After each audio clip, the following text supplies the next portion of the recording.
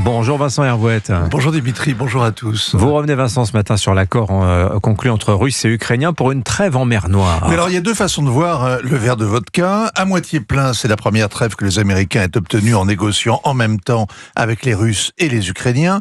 La guerre continue, mais sans bataille navale en mer Noire, l'exportation des céréales va reprendre. Ce n'est pas rien. Le verre de vodka à moitié vide, c'est qu'il n'y a aucun cessez-le-feu à l'horizon, juste une trêve partielle, une trêve maritime, et pour 30 jours seulement. Et encore, sous condition.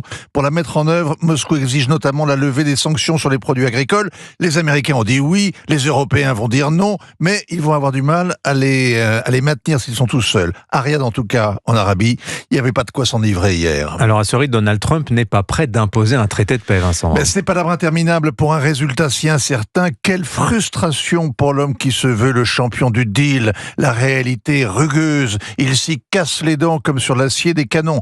Le projet de trêve de 30 jours, célébré la semaine dernière avec des trémolos et qui devait interdire aux belligérants de bombarder leurs installations énergétiques, ce projet est mort-né.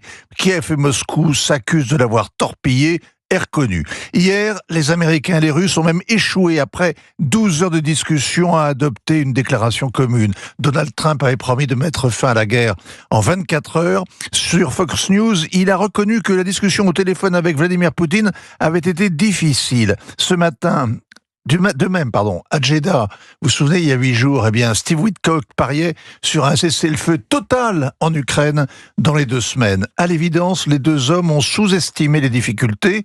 Américains et Vietnamiens avaient négocié pendant 4 ans avant de signer les accords de Paris. Alors Vincent, il faut ajouter que Paris et l'Europe sont hors jeu de ces discussions. Signe des temps. Il n'y a qu'un vainqueur pour l'instant. Vous avez remarqué, c'est l'Arabie Saoudite, le royaume. Mohamed Ben Salman assure le jeter le couvert et dame le pion à tous les géants qui voulaient tenir ce rôle de médiateur. Narendra Modi qui avait déroulé le tapis rouge à Volodymyr Zelensky et à Vladimir Poutine et qui voulait s'engager personnellement pour la paix.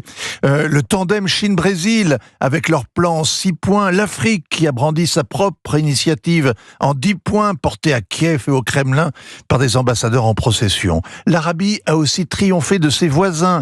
La Turquie se présentait comme l'hôte idéal. Elle avait réussi au début de la guerre à exporter les céréales. Le Qatar avait un accord humanitaire pour rapatrier les enfants à mettre à son actif.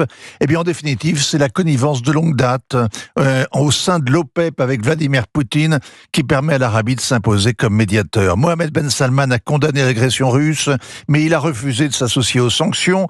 Donald Trump trouve que c'est un type génial. Il lui a réservé son premier coup de fil et après l'élection, il va lui rendre visite pour son premier voyage à l'étranger. En échange, MBS a promis 600 milliards de dollars d'investissement aux États-Unis et surtout, il laisse croire qu'il pourrait signer les accords d'Abraham. Sauf que, dans la réalité, la reprise des bombardements de Gaza repousse toute normalisation avec Israël. Alors vous le voyez, à Gaza comme en Ukraine, la trêve est un combat et la paix une ligne d'horizon qui toujours recule. Ainsi va le monde. Signature Europe 1, Vincent Hervouette. Merci Vincent.